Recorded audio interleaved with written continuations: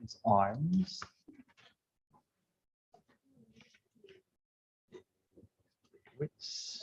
This is Brower.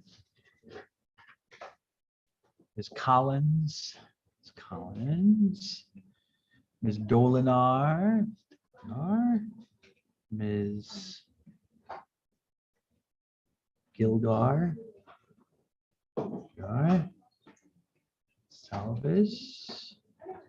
Ms. Gregory. All right, Ms. No. Let's see her. Ms. Griesmer. Ms. Griesmer, are you here? No. Ms. Guglielmo. Ms. Hurst. Mr. Krebs. Ms.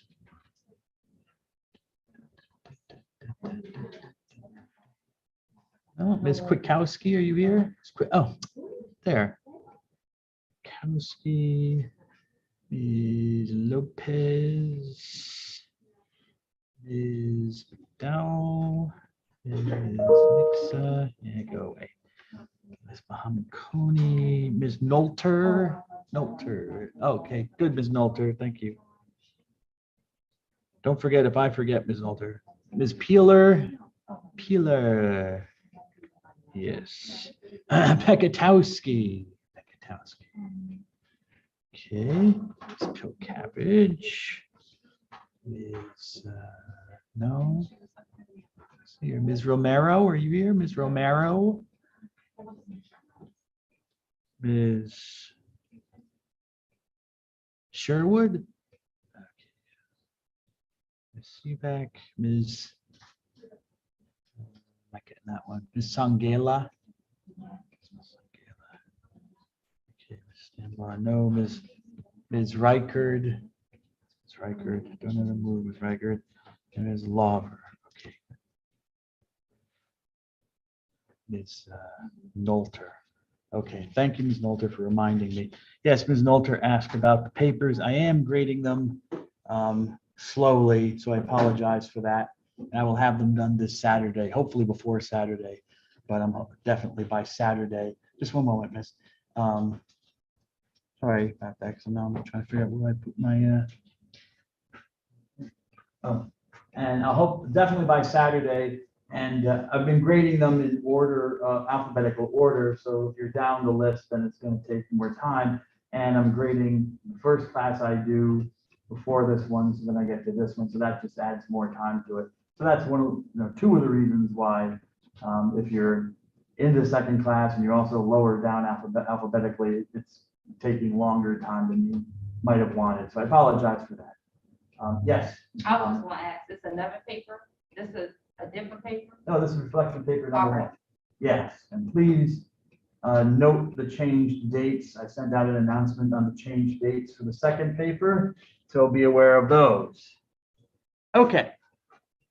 There's one final thing I wanted to say about Jesus of Nazareth before I move on to the time after Jesus. And the last point I wanted to make was, who was Jesus and what was Jesus? And looking at his life, you can certainly say, I think, that he was a teacher. I don't think that's an uncontroversial, or excuse me, I don't think that is a controversial statement or a matter of debate that Jesus was a teacher. I also, maybe a little more controversially, you could say he was a wonder worker. But even if you don't believe in miracles, nevertheless, people thought Jesus had a reputation as a miracle worker or a wonder worker. The question of the Messiah comes up. Was he the Messiah, or what was his understanding of that? And it's not exactly clear. Jesus of Nazareth never comes out clearly and claims to be the Messiah, which we don't know why. I mean, if he doesn't claim it and doesn't say he's the Messiah explicitly, for the most part, then it's going to be hard to get into his mind and figure out why he wouldn't do that. On the other hand, he never says he's not. He seems to have opportunities where he could make clear that he is not the Messiah, and he doesn't do so. So Jesus kind of gives a nod and a wink when the issue of the Messiah comes up, like, I kind of am, but I'm not going to tell you, because he does seem to hint at it quite a bit. And one of the ways that he hints at it, in fact, many ways, is by calling himself the Son of Man. In fact, this statement, the Son of Man, is his most frequent self-descriptor, most frequent way that he refers to himself. Kind of in the manner that you might encounter people sometimes who talk about themselves in the third person, like Dr. Dunn's walking to the whiteboard.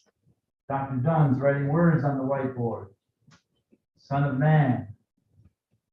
Now Dr. Dunn's going to tell you what it's all about. So some people think that that's kind of like what Jesus was doing. He's kind of, he doesn't say, I this sometimes. There are many times he refers to himself in third person by this title, the Son of Man. So the question then follows, what does Son of Man mean? What do scholars think it means? And again, that's not always an easy question, but we think we know. The title Son of Man seems to have been taken from the book of Daniel, one of the books of the Jewish Bible, where this man Daniel has all sorts of visions, sometimes visions of the future, dreams and visions, and sometimes they're of the future. And in Daniel 7, chapter 7, the protagonist Daniel has a vision of a person like a son of man who is coming on the clouds. And this Son of Man, or this one like a son of man, comes at the end of the world with power and kingship. He's given kingship by God. And the Son of Man will rule over the nations. And the Son of Man in this vision is said to be, I just read it, now it goes out of my mind. I need coffee, give me a moment.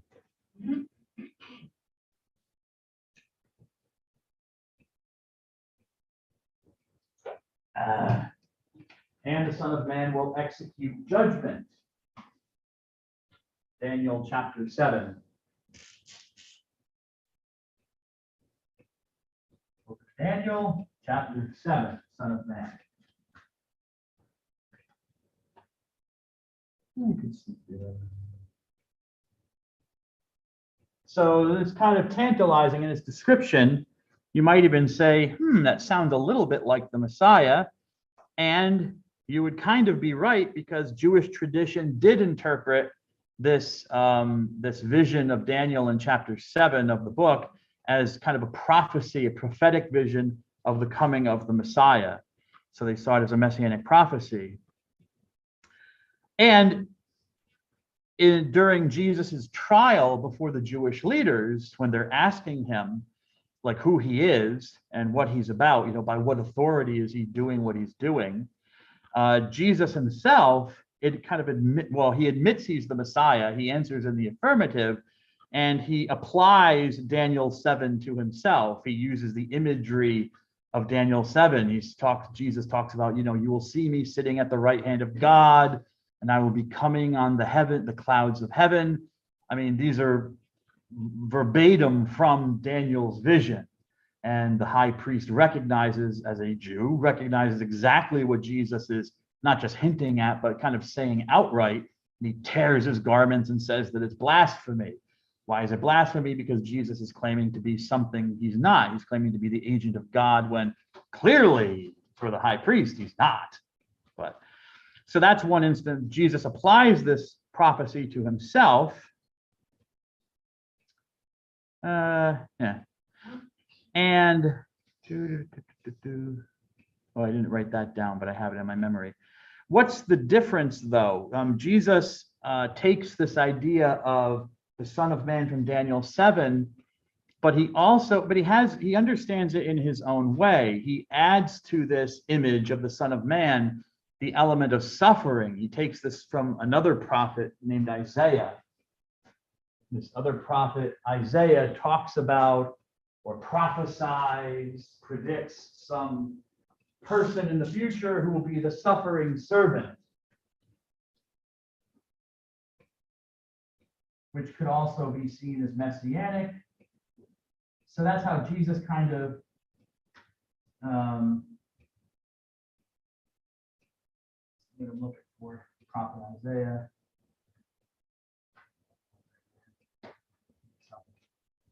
That's kind of how Jesus puts his own spin or his own interpretation on the Son of Man.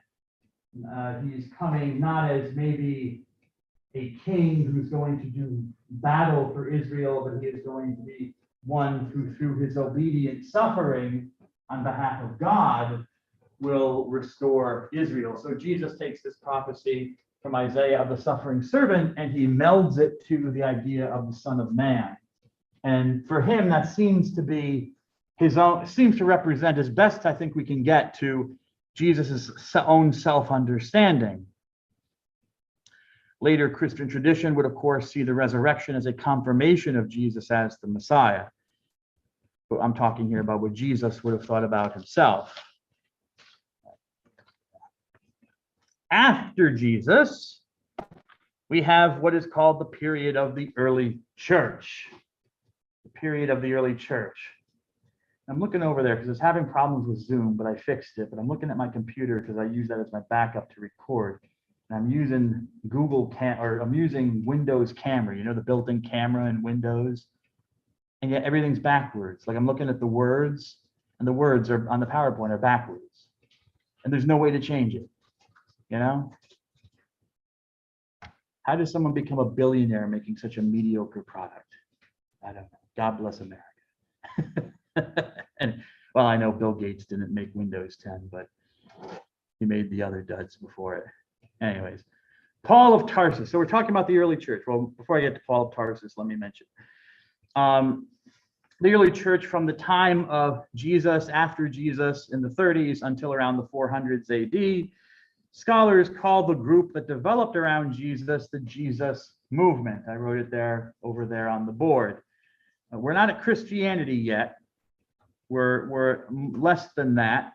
Well, I should say less than that, but we're not at that development yet. Scholars refer to it as the Jesus movement, okay, that's around Jesus. And the movement does not end with his death, but gets reorganized around the apostles. Remember the apostles that Jesus forms this group called apostles, who continue his mission. So there's a reorganization around them and centered on them. But the Jesus movement was still a Jewish reality. Almost all of them were Jews, as far as we know, and they were still Jews. The first quote unquote Christians were still Jews.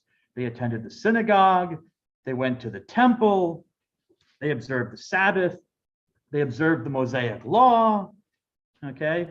With one major difference, the major difference being that they believed that Jesus of Nazareth was really the Christ, the Messiah of Israel, that God's promise to the ancestors had been fulfilled in him. Enter now a man named Paul of Tarsus. You can see his date there. We don't know when he was born, but he died around 65 AD. Forgot to mention that before, but I'm mentioning it now. He died in 65 AD. We think That's the traditional date. He is called by scholars Paul of Tarsus. He was a Jew, so he had a Jewish name. Saul or Shaul were his Jewish names, but he also had a Gentile name, Paul. And interestingly, in all of his writings, that's the only name he ever uses. He never calls himself Saul or Shaul. He always refers to himself as Paulos, Paul. So he's called Paul of Tarsus. Tarsus, where is Tarsus? Well, I have some maps here, which we'll get to later, but I'll show you this one now, just it's helpful.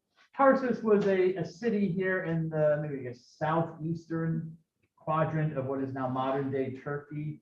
This whole peninsula region is, well, also this is modern day Turkey, and Tarsus was located in this region there. That region there. He was a Jew, as I said. He might have been a rabbi, but he claims to have studied the Mosaic law. So he might have been a rabbi. We don't know for sure. He never knew Jesus. I mean, how could he? He didn't live, he wasn't from there. He's from many, many miles away, okay? So he wasn't from Palestine. He was a Jew, but he wasn't from Palestine. So he didn't know Jesus. He wasn't a follower of Jesus. He had never met Jesus personally. And when the Jesus movement erupts or emerges out of Palestine, he is at first violently opposed to it. But something happens. He has a vision, as he describes it. He has some sort of vision of Jesus, a spiritual experience of Jesus, which completely changes his life. He goes from being an opponent of the Jesus movement to actually wanting to join it, and becomes one of its most famous followers. And in fact, Paul of Tarsus could be credited as moving the Jesus movement from what it was, this movement within Judaism, to a world religion Christianity, to another religion Christianity. In fact, some scholars do argue this, that Paul could be, in a way, considered the second founder of Christianity. Jesus of Nazareth obviously is the ultimate founder of Christianity as the Christ, the Messiah, but Paul of Tarsus can be seen kind of as the second founder, because he moves it from just this unique little movement within Judaism, and he broadens it out into the wider world, broader than Judaism. How does that happen? Well, at first, Paul, as a Jew, starts talking to Jews. He tries to convince his fellow Jews that Jesus was the Christ. He was actually the King Messiah that they were looking for. And he has some success, but mostly failure. Okay, mostly people reject that. Mostly the Jews he speaks to reject that message. And so Paul makes a revolutionary and a radical decision. He decides, instead of spending his time preaching to his fellow Jews, who many just don't want to hear the message, he decides he's going to start preaching to non-Jews about Jesus as the Messiah. People who would be called and are called Gentiles. The Jews divided the world very simply. There were two groups. There was the nation of Israel, the people of Israel, the Israelites, and there were the Gentiles, the people of the nations, the people of the world. Latin word gens, gentis, simply means a group of people or a nation. Okay, so the Gentiles, those who are of the non-Jewish groups.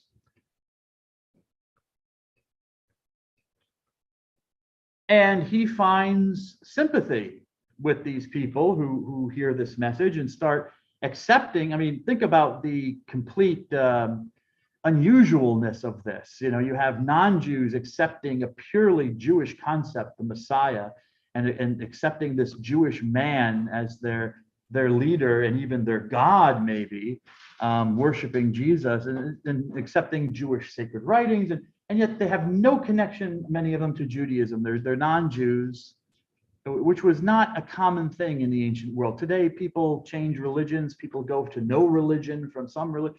In the ancient world, really, the religion was like part of your culture. It was like part of your bones, your flesh, and your blood. You didn't change it. It was almost like a betrayal. So an odd thing for a non-Jew to say, oh yeah, I'm going to follow the Jewish God now. And that's what was going on. So he's preaching to these Gentiles, but Paul preaches a controversial message. He starts to preach to these Gentiles that in order to accept Jesus as the Messiah, they do not have to become Jews. So there's a controversy that develops with Paul, centered around, for example, especially the practice of circumcision.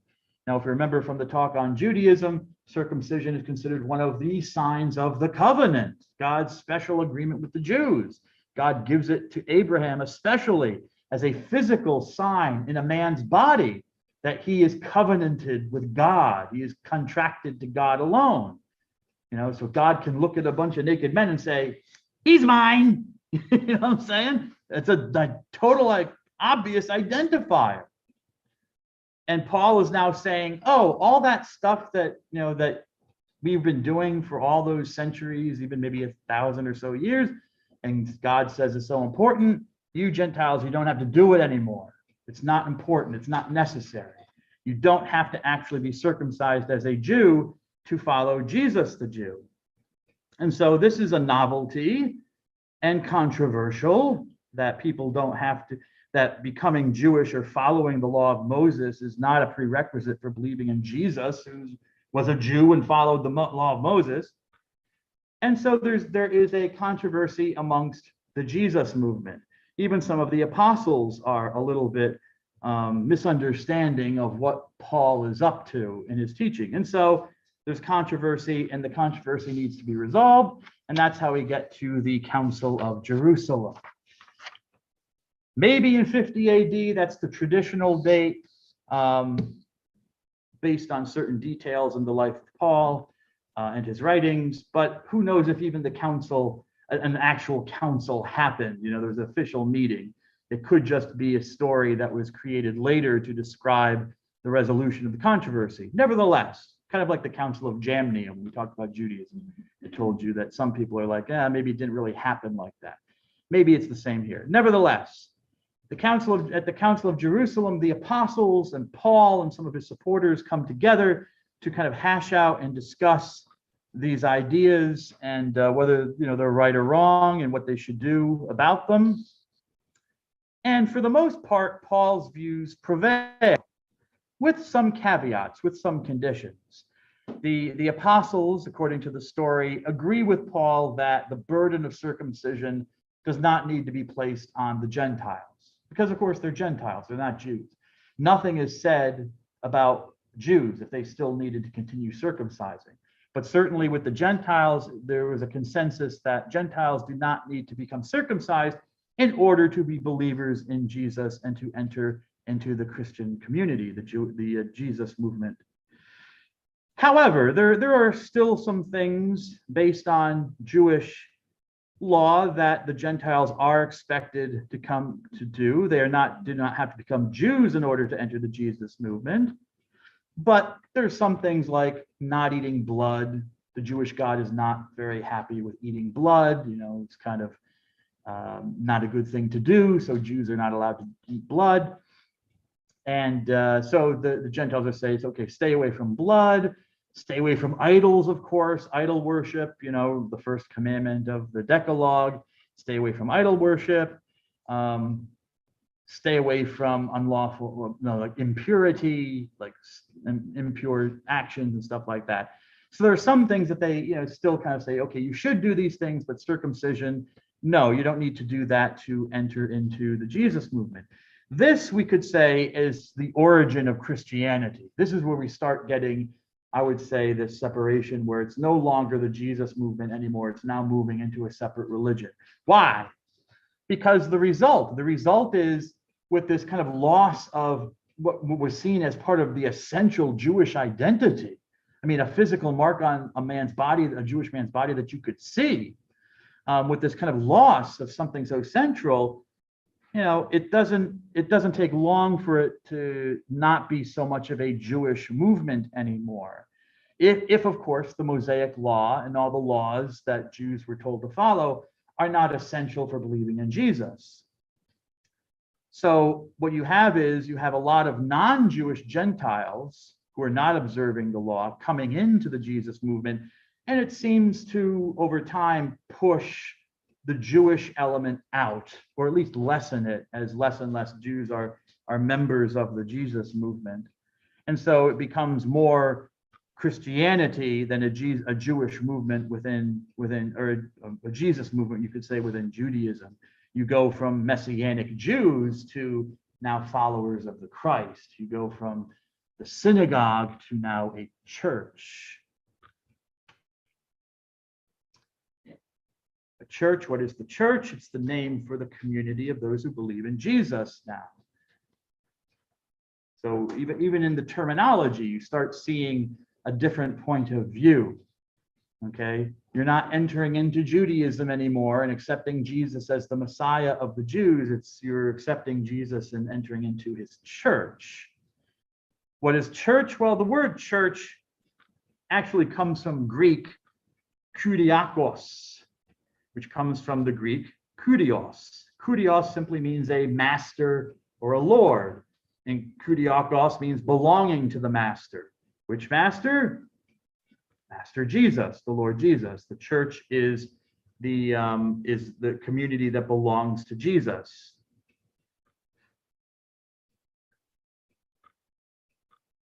After Paul, Christianity moves out from Palestine and moves out throughout what is the Roman, we would say, the Roman Empire, which I've highlighted here. This is the extent of it. It's basically the Mediterranean world.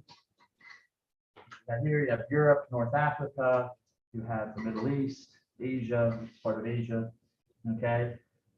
Christianity starts to move out of Palestine into the rest of what is called the Roman Empire. Like Judaism, Christianity was a minority religion,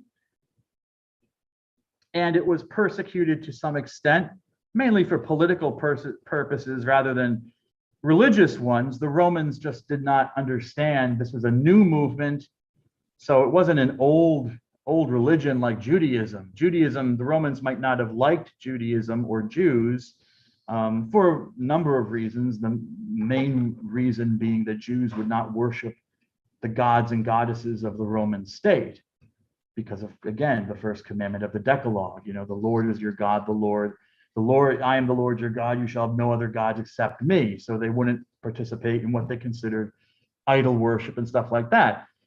Which kind of made them suspect to a lot of Romans. The Jews were kind of unpatriotic then, you know, they weren't participating in the state government. But Judaism was old, so it was traditional, and so the Romans could respect that. Christianity was not old. I mean, Christianity had just emerged out of Judaism, which people didn't have a high view of anyway. So it's, you know, it emerges out of this kind of weird little religion from Palestine, and now you've got this even weirder, smaller religion emerging out from Palestine, where people are worshiping this Jewish criminal. So, you know, Christianity was not looked upon as something, as a good thing or a positive thing, if people even knew about it. Most people probably never even heard of it. It was so small. Nevertheless, when Christianity does kind of rear its head, it gets beaten down. There are some persecutions of the early Christians during this period. As I said, mainly for political purposes. Christians, like Jews, would not worship the gods of the Roman state and participate in the official state religious practices. So that was a knock against them. But it slowly gains ground. Christianity slowly gains ground, so that eventually, interestingly enough, whereas at first Christianity gains followers amongst the lower classes of Roman society, but then over the centuries it starts gaining ground into maybe the middle and the upper classes as well. So it's not so much of a look down upon religion, or people don't have such a negative view as time passes on, as more people are becoming Christian. And especially when this dude becomes a Christian, Constantine the First. He was born around 272 AD, died in 337. There's a question mark by 272. I had to make a judgment call here because you will find a great disparity between his dates.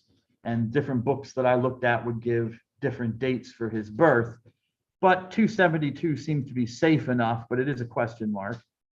His death in 337, everyone seems to agree on.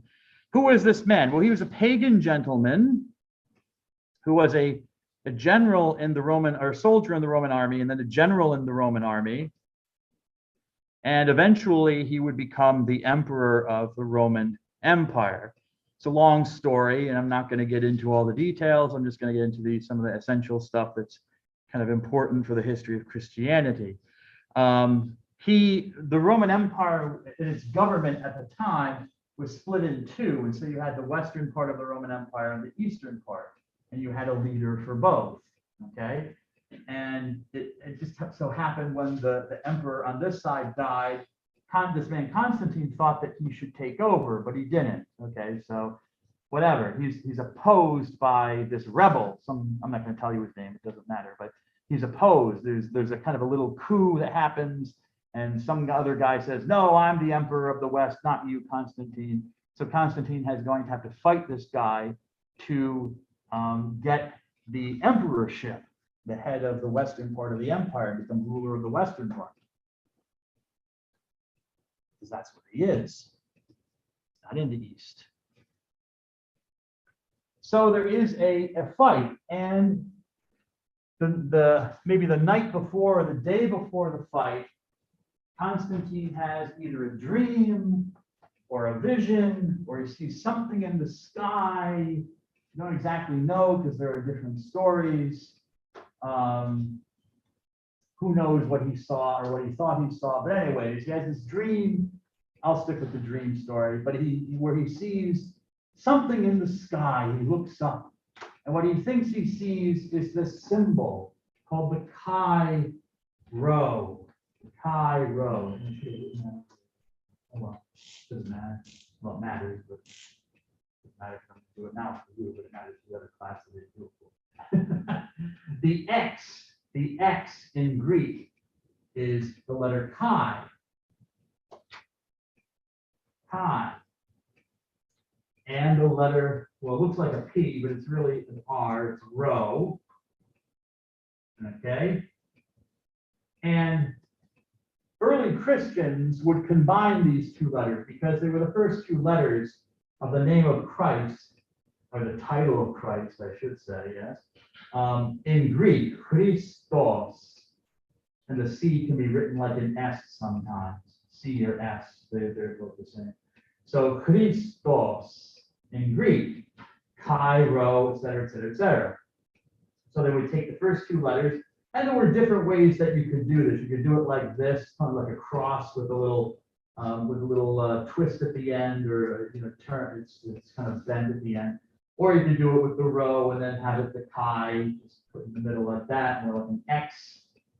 So there are different ways. So who knows exactly what Constantine saw? In one description that I was reading, it said that in his vision, or his dream, I should say, he saw the letter chi on its side, but the side of one of the sides was kind of turned over or leaning over. So it makes me think that maybe it was more like this, is what he was thinking of.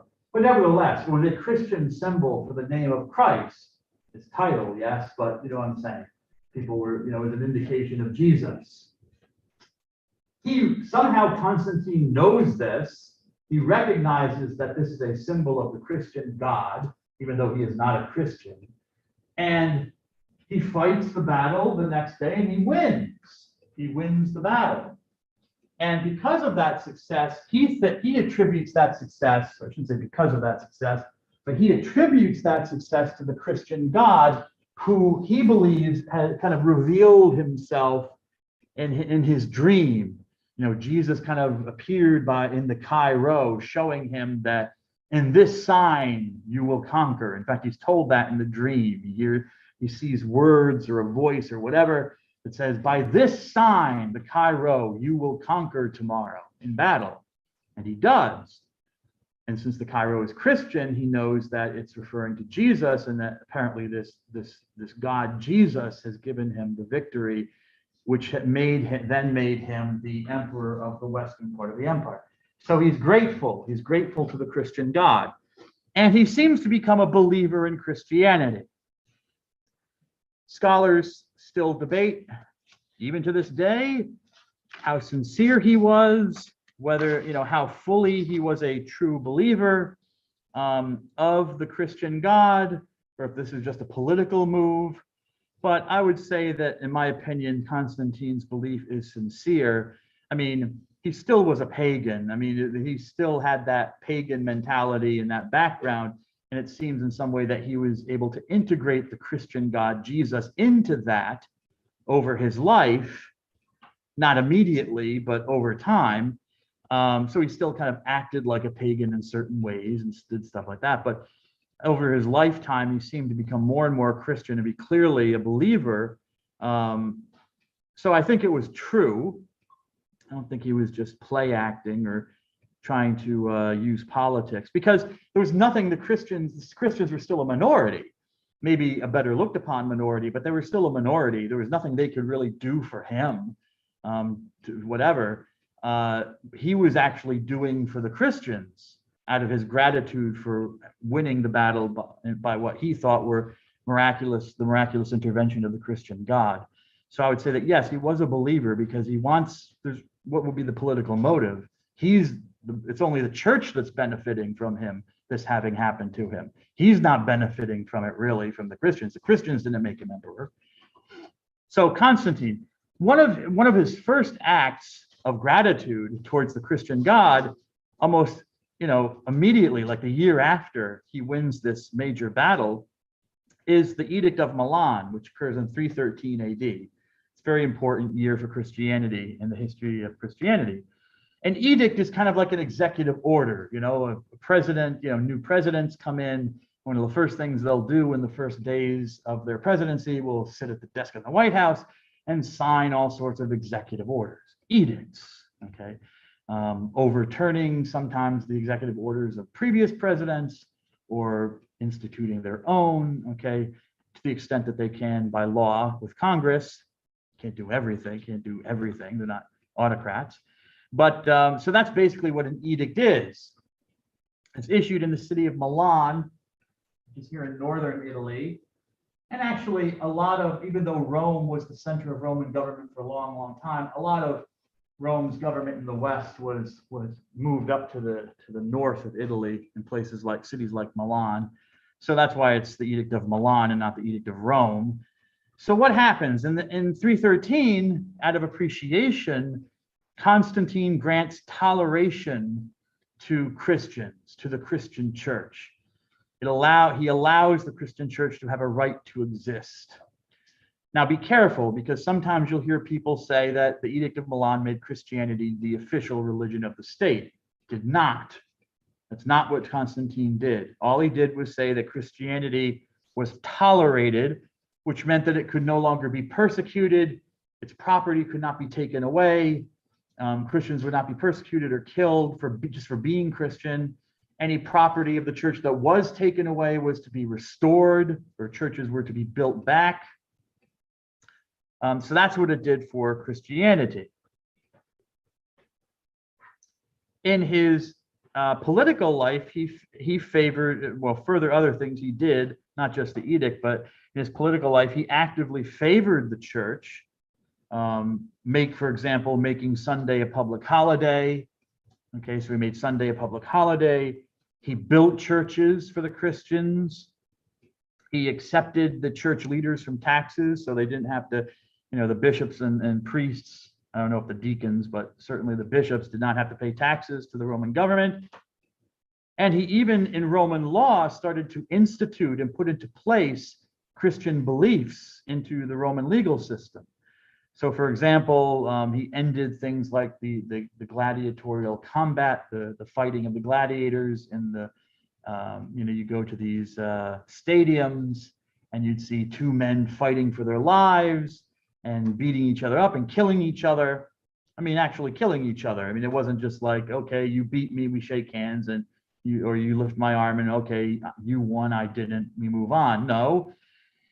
The other person sometimes would be killed for losing. So Christians thought that this was wrong. This was causing unnecessary harm to people, and certainly killing people was wrong. So because of that, because of their moral scruples over it, he ended the gladiatorial battles.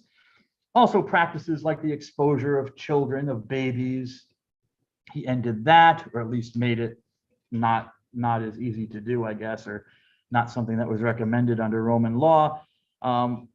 This again, tied into the Christian belief in, human life is created by God, and so there was a practice in the ancient world. Sometimes you see it even today, where if a woman could not have any more children, could not support any more children, or if the child was like disabled or handicapped or not accepted by the father, well, what do you do with it? One of the things was to expose the child. You would leave the child out on the hill during wintertime so it would freeze to death, or you would leave it in the forest so the animals could get it.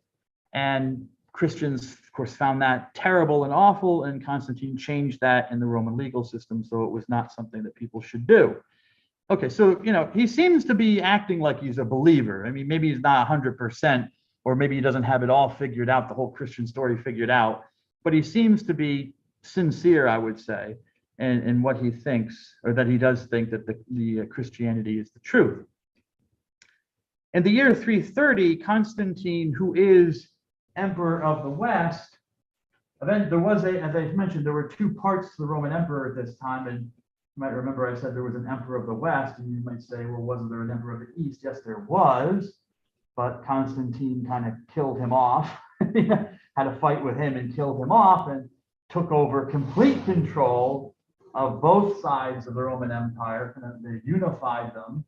And in 330, he decided that he would rather move the capital, or the center of authority, from Italy, okay, and move it over to this city in the east, which was the capital for the Eastern Emperor, Byzantium. You can see over there on the board. There's an ancient city called Byzantium. Constantine moves the Roman government over there, kind of refurbishes the city, makes it a much larger city, and he even renames it after himself. He calls it and you can see it here, Constantinople, the city of Constantine. Modern day Istanbul in Turkey, modern day Istanbul. So Constantine did not have really a self-esteem problem. So we go from, this is now there's, you might notice there's a division here now. You have with this, the West comes to be seen because now the emperor has completely moved to the east and has this new city, Constantinople, and the West kind of is not seen as, I guess, as popular or as the center of authority. So Rome becomes Old Rome, referred to as Old Rome, and Constantinople is now New Rome, because that's where the emperor is. The emperor isn't over there anymore in Italy.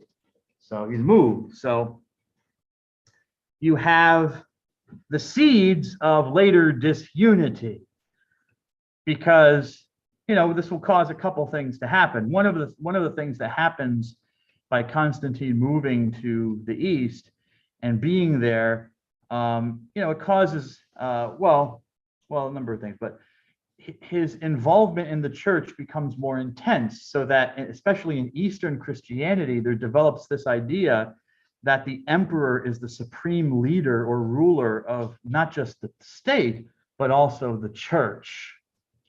So you have church and state issues. I noted it there over on the board.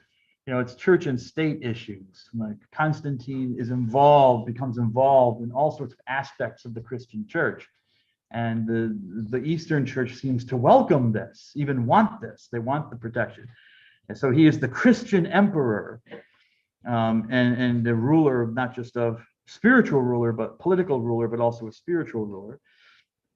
By his moving to the east, it causes a power vacuum in the West, which, a political vacuum to some extent, but more a spiritual vacuum, which will be filled by the popes of Old Rome. So now the Pope is an important figure. The Bishop of Rome was already an important figure in Christianity, but now having him kind of be the biggest fish in the pond, because the emperor is not there anymore, at least not living there anymore, gives the popes of Rome an oversized influence. You now not just have the Bishop of Rome, he's now the Pope, don't you know? The word Pope simply comes from the Greek word papas, which means daddy. What a child would call his or her father, papas, daddy. And until around this time, all bishops are called papas. I guess they say papai in the plural, but all bishops are called fathers by Christians. So it's a common term for bishops, term of endearment, I should say. So in a way, every bishop was a pope. But as the Pope's influence and authority, now that the Pope has more influence in or starts to gain more influence in the West because of this vacuum of power, the Pope, the Bishop of Rome starts to become more than just the Bishop of Rome. He's the Pope as well. He's the only Pope, the Pope. So the title is not even given anymore to the bishops. It's reserved just for the Bishop of Rome. We can still see this historical fact or reality in the fact, or I should say, we can still see this historical use of the term Pope in the fact that the head of the Coptic church in Egypt is still called the Pope. They continue this ancient practice. They never gave it up. So I believe he's called Pope Tawadros.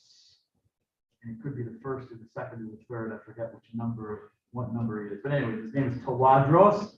He goes by Pope Tawadros. He's the Pope of the Coptic Church in Egypt. So there's nothing unusual about the word Pope. Bishops were called popes. But because the Bishop of Rome gets this kind of oversized influence once the emperor is not around anymore, and he's the big player, he's the one with a lot of power, certainly a lot of spiritual power, but also some political power. The title gets reserved to the Bishop of Rome alone, eventually.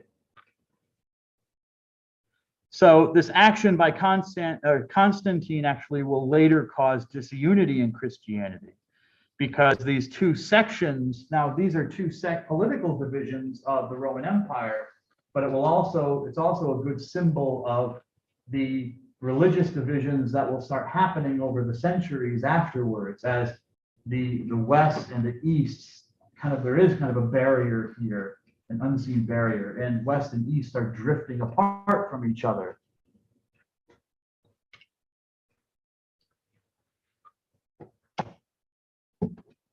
In 380 AD, another emperor, Theodosius I, makes a declaration, Cunctos Populos. Don't worry about Cunctos Populos. I put it on there because I thought I might say something, but don't worry about it. Theodosius I himself issues an edict in 380. This is the one that people think about when Christianity became the state religion, but it wasn't Constantine, it was Theodosius. In 380, he issues an edict which officially makes Christianity the religion of the Roman Empire. Christianity is now the religion of the state. It is the religion that will be actively supported by the state. So, and it's not long after the death of Constantine, notice. And what's interesting and fascinating about it, you might even say it's like an historical miracle, one of those weird things about history, is here you go from within less than 400 years, you go from this very tiny religion from a small part of the Roman Empire, a backwater really, the boonies of the empire, where you have a group of people who are Jews, not even Romans, they're Jews, and they're worshiping a Jewish criminal. And within less than 400 years, you have not only the emperors becoming members of this group, but making it the official religion of the whole empire. Over and above the Roman gods that they have been worshiping for centuries and relying on for centuries. So it's a fascinating historical development, but here it is in 380. Now, Theodosius specifies in his edict that the form of Christianity that he's making official is Catholic Christianity. Now, Catholic Christianity was simply the name, the Catholic Church was simply the name for the whole grouping of Christians. Okay, don't think of it like today, where you have the Roman Catholic Church, okay, which is centered in the Pope in Rome, and you mainly think of it as Western Europe, okay, Polish people, Irish people, French people, Italian people. No, that's not how it was used. The word Catholic means universal. So it meant the whole group, both East and West, of all of those who were Christian. Okay, it's an ancient term. There really is no official name for Christianity. Christianity doesn't, as I told you, is a name given by outsiders. And even Catholic Church is not really an official name. It's just it's a description, the universal church, the church everywhere, including all the followers of Christ. So Theodosius makes clear that it's not just any form of Christianity, it's only this community, the Catholic Church. Why is that important? Because there were some people who were outliers, there were some dissenters, there were some people who were heretics, who were wrong believers, who called themselves Christians and could technically not be seen as part of the Catholic Church. And so that might become a problem for them, because now they might say, well, I'm a Christian. Well, do you accept what the Catholic Church says about X, Y, and Z? Well, X and Y, yes, Z, no. Well, that's not Catholic Christianity, and that's the official state religion. So you could find yourself persecuted now. The persecuted people become now the persecutors through the emperors. Nevertheless, so he specifies, my point is he specifies that it's Catholic Christianity, the official form of Christianity as it was at the time, that was to be accepted if you were going to be a Christian, and it certainly was going to be the official stance of the Roman state. Okay, now we move into the Middle Ages. We go from the early church to the Middle Ages. This is the period, this is the middle. It's the time branching from the early church, the ancient world, to the modern world, hence the medieval or middle period. The thing I want to point out about this part of the Middle Ages is the beginning of it, the traditional beginning of it, which is the fall of Rome. Around the 5th century, and I guess before I should say the 5th century, in the western part of the empire, and to some extent in the east, and you can see this on this map, okay, you have migrations of German tribes. All these different German tribes start coming over from the east into Europe. And as you can tell from the map, most of them go into Western Europe. Some of them go into Eastern Europe, but for the most part, they go into Western Europe. And as you can see from the routes, they go all over the place. Okay. And what are they doing? They're fighting, they're pillaging, they're destroying things, killing, of course, doing all sorts of stuff. Taking land and territory away from the Roman, what was the Roman Empire at the time. And it gets to the point where once they invade and they take control of Rome, that basically the whole western part of the Roman Empire has collapsed. And scholars date it traditionally to the date of 476 AD, okay? I mean, this was a continuum. This was happening over a long period of time, but there's no necessarily definite date, but scholars generally will say 476 AD is when the western part of the Roman Empire fell. Why do I say Western? Because the Eastern part of the Roman Empire did not fall. It did not collapse. In fact, the eastern part of the Roman Empire continued on for like 1,000 more years. There's a distinction here to be made because this comes to be called, it's not here on this map, and I wonder why. Oh, it's on the other map on this one. Anyways, this, because of Byzantium, the ancient city of Constantinople, once the West collapses, scholars start to call this the Byzantine Empire to distinguish it from what was the complete Roman Empire up until that time. It's not really the Roman Empire anymore because the West is gone, because the German tribes have taken over. So scholars differentiate it by calling it the Byzantine Empire after Byzantium.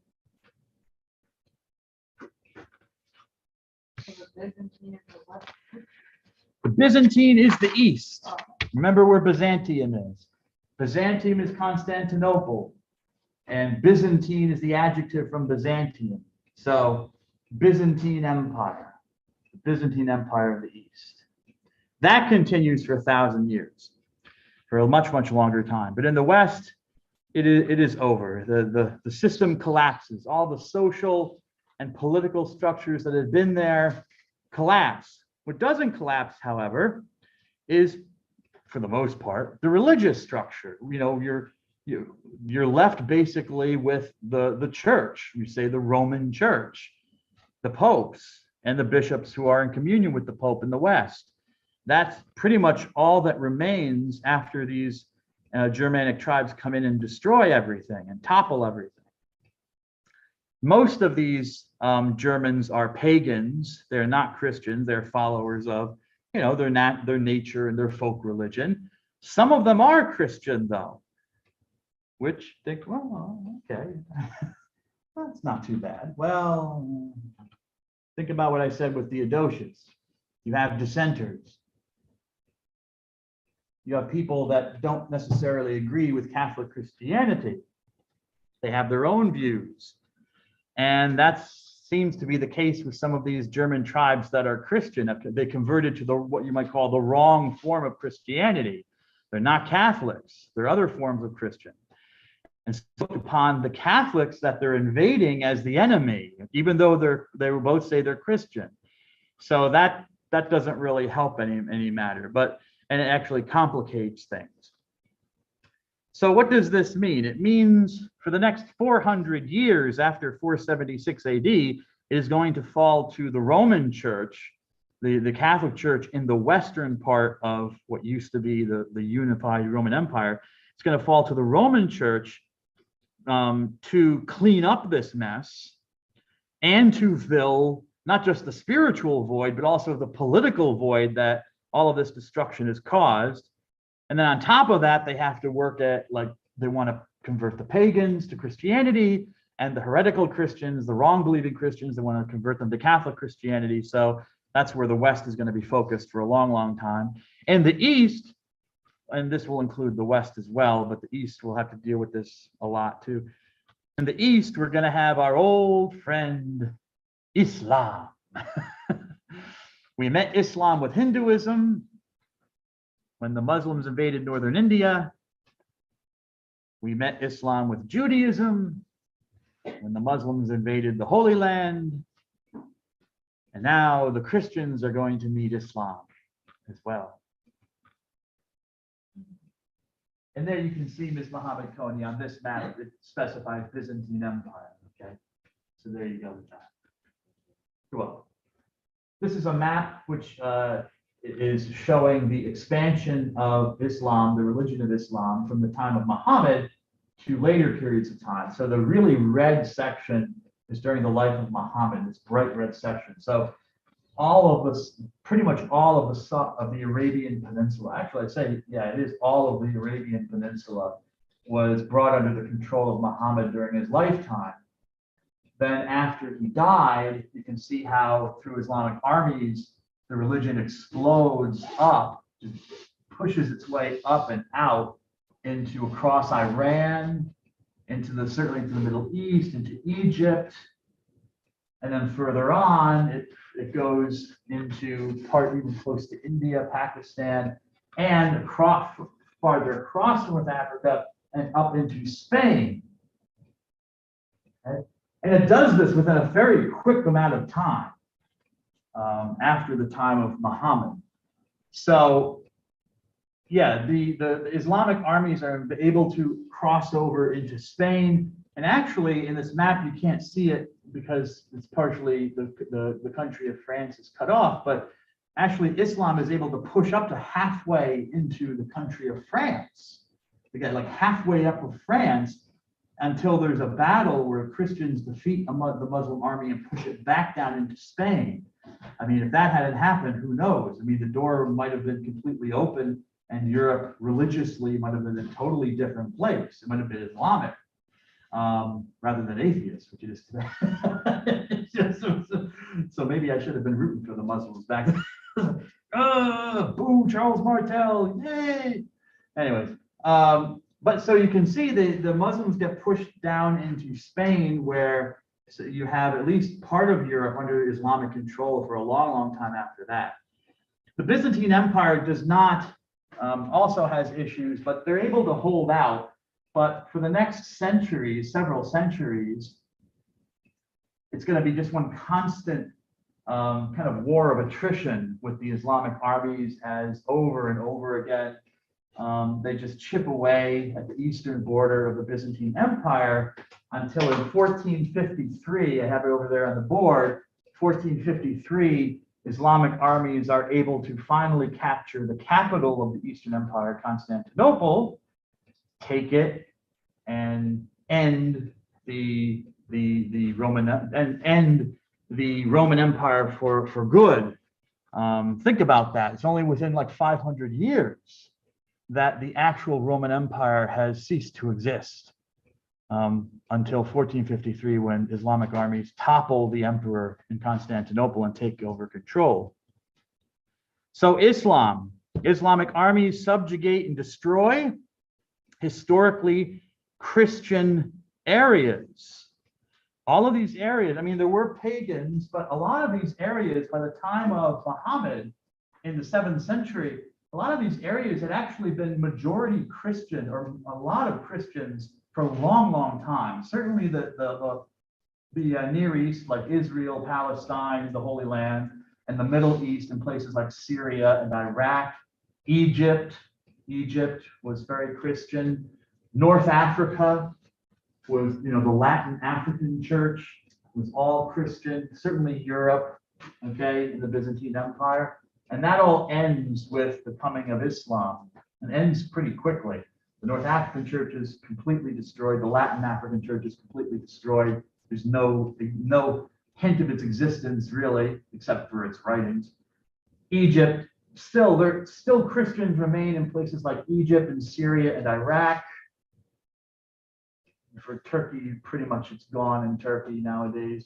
But in some places, Christians remain, but now they are under the control of this other religion. The last major event I want to talk about today is, again, this East and West, the Roman Empire. And here's where the decision of Constantine to move the capital to the east kind of comes to its final sad conclusion.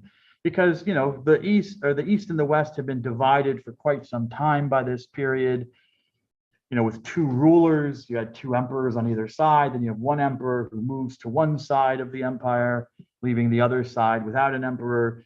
You have now two capitals, Old Rome and New Rome. You have two cultures speaking two different languages. One group speaks Latin, the other speaks Greek for the most part.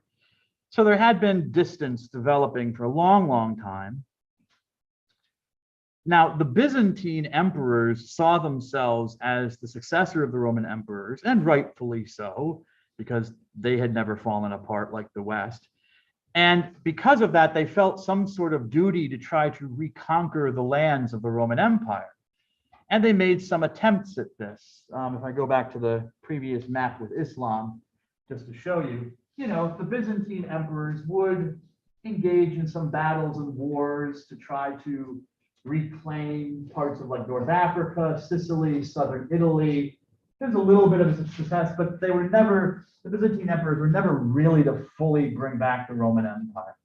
But it did have the effect of, taking parts of the West and making them part of the Byzantine Empire, which popes did not like.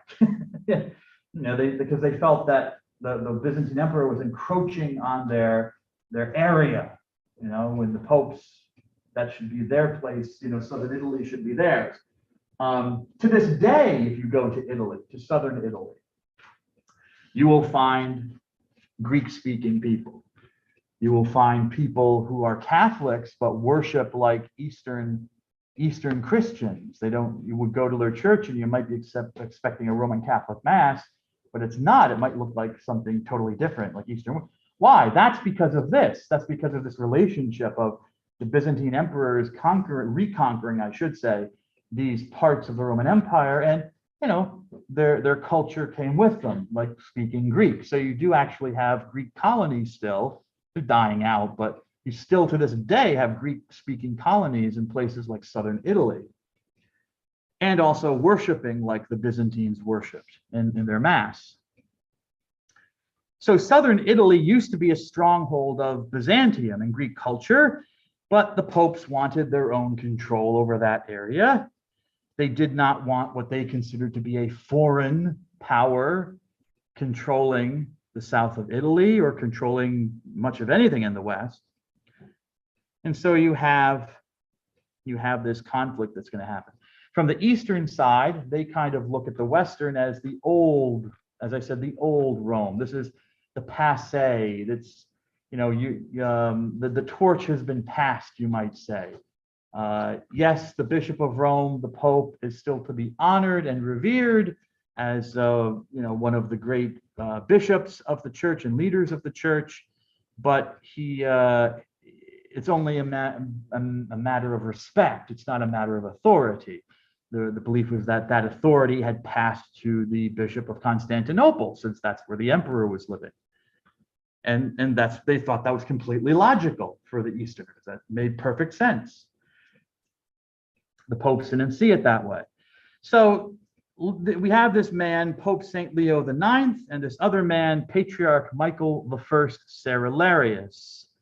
Pope Leo was pope from 1049 to 1054, and Michael I was patriarch, the Bishop of Constantinople, from 1043 to 1059. Remember, from Judaism, the patriarch is a father figure. So in this sense, in the Christian sense, a patriarch is still a father figure, but it's a bishop who acts as kind of like the major bishop over a group of Christians who belong to like a same or the similar cultural background. And so he would be the main bishop who would oversee all the other bishops of that area. In the case of, say, the Bishop of Constantinople, the Patriarch of Constantinople, by right as Patriarch of Constantinople, the major city, he would be the one who would oversee all the other bishops in the Byzantine Empire. Okay, he would be, in its essence, like an Eastern version of the Pope in that way. But other churches have other patriarchs. As it develops through history, there's not just one patriarch. Other communities might develop their own patriarchs. Russia has its own patriarch. Bulgaria now has its own patriarch. My church, the Ukrainian Catholics, who are Catholic, we have a patriarch. So there wasn't just one patriarch, but he is the Patriarch of Constantinople. And he ruled, it said 1043 to 1059. What were his problems? Well, I mean, he had some problems with the West, just as Leo had some problems with the East. He didn't like some of the Western worship practices, some of the practices of the Western church he thought were wrong. Things that you might think are silly, and maybe they are silly in a way to us, but to them, they seemed like they were of great importance. Issues like, whether you put yeast in the bread for the Eucharist. And the Western church, the bread is flat. It's unleavened bread that's used at the Catholic Mass. But if you go to an Eastern Catholic or to an Eastern Christian church, it'll look like a loaf because they add leaven to it, so the bread rises. So it looks almost like a little white muffin in a way, okay? Eastern clergy always, the practice in Christianity was always to have a married clergy, actually. And the Eastern Church continued that, not for bishops, but for priests and deacons. In the West, yes, they had married clergy for a period of time, but eventually decided that all the clergy should be unmarried. Well, Michael I didn't like that. He thought that was a break with tradition, so he criticized that. And others, and there were other issues as well of a religious nature that he criticized.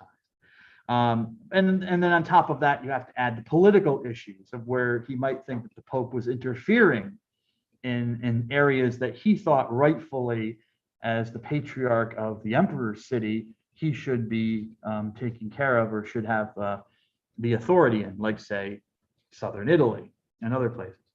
So those are the issues. Leo IX sends a man named Humbert of Silva Candida.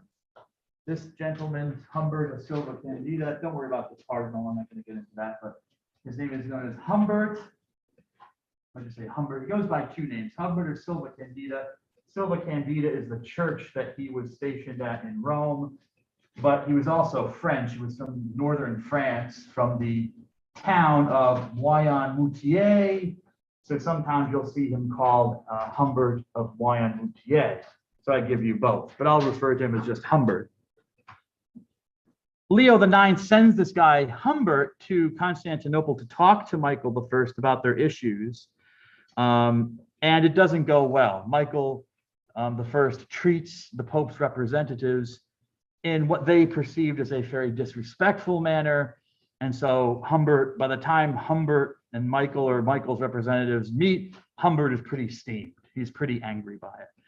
And it was really just kind of like the last straw for him. And Humbert decides on his own to, without consulting the Pope had actually died by then. Humbert didn't know that. So he actually didn't have much authority. But nevertheless, he decides on his own to write a bill of excommunication against Michael I. He thought the issues were so serious, Michael should just be kicked out of the Catholic Church. You're excommunicated. You're out of the community, Michael. But the way he does it makes things worse, because it's in the midst of, there's the patriarch or just the regular celebration of the Eastern Mass or their liturgy. So they're in this big, huge cathedral church. Everyone's singing, the incense is going, smoke everywhere. They're doing the Mass, and in the midst of it, Humbert comes in with the bill and wow, slams it down on the altar in front of the priest. Says, you're excommunicated. It must have been the patriarch. He's like, you're excommunicated. And he walks out. Well, Michael's reaction, their reaction is that this is kind of like a sacrilege. You disrupted a sacred event, and it kind of was. It was not politically astute of Humbert to have done that. Michael I's reaction is to say, you excommunicate me? No, you're excommunicated, So Michael I excommunicates the Pope of Rome. So they're both now excommunicating each other. They're both out of the church. So now we have the division, the schism, which is what a schism means, cutting off, a division, the great schism of 1054 when this happens.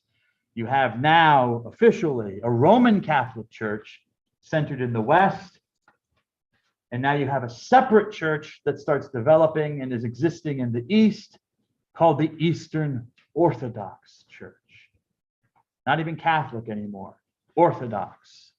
Orthodox, how? Because they follow the right and correct belief, which is what Orthodox means, as opposed to whom? The Romans, who do not follow the Orthodox and correct belief. Okay, so they want to distinguish themselves from the Western Catholics, the Romans, and say, well, they're not Orthodox. We are Orthodox, so we'll call ourselves Orthodox. We hold the Holy and Orthodox faith. So now we come full circle, or I shouldn't say we come full circle. We come to the final break that had kind of been happening for a long, long time, where now you have two different communities calling themselves or understanding themselves in two different ways. Over the period of time since 1054 until now, there have been some attempts at reconciliation between the two churches, but none of them has stuck. They've all failed. And so this split between, say, Roman Catholic and Orthodox Catholic, you might say, continues. So that's it. And God bless you all. See you on Thursday.